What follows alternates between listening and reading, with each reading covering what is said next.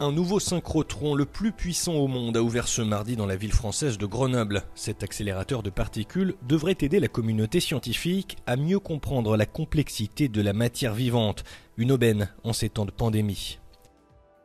Imaginez que vous pouviez zoomer dans à peu près n'importe quoi, comme cette pierre par exemple, jusqu'au niveau de l'atome.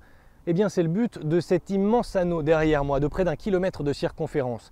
À l'intérieur, un nouvel équipement qui pourrait nous aider à trouver un vaccin contre le Covid-19. Voici les entrailles de ce microscope ultra puissant et celui qui l'a conçu, Pantaleo Raimondi, un scientifique de renommée mondiale. Dans ce tube circulaire, les électrons sont accélérés pour produire des rayons X 10 000 milliards de fois plus puissants que les équipements médicaux.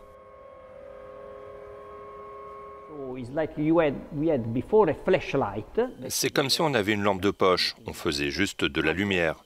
Nous avons maintenant pu confiner cette lumière dans un faisceau très étroit. Nous sommes donc passés d'une lampe de poche à un pointeur laser. Il est évident que nous avons beaucoup plus de puissance dans ce faisceau si fin. L'accélérateur de particules peut aider dans divers domaines, pour mesurer par exemple la nanopollution dans les sols ou révéler des secrets paléontologiques, mais aussi comprendre la structure des virus. Grâce à leurs instruments, ces scientifiques construisent des plans 3D, des protéines que le Covid-19 utilise pour se multiplier et s'accrocher au tissu vivant. Une fois que nous connaissons sa forme et la composition, nous pouvons concevoir des vaccins ou des médicaments pour interférer et arrêter cette interaction. Et c'est ainsi que nous pouvons tuer le virus.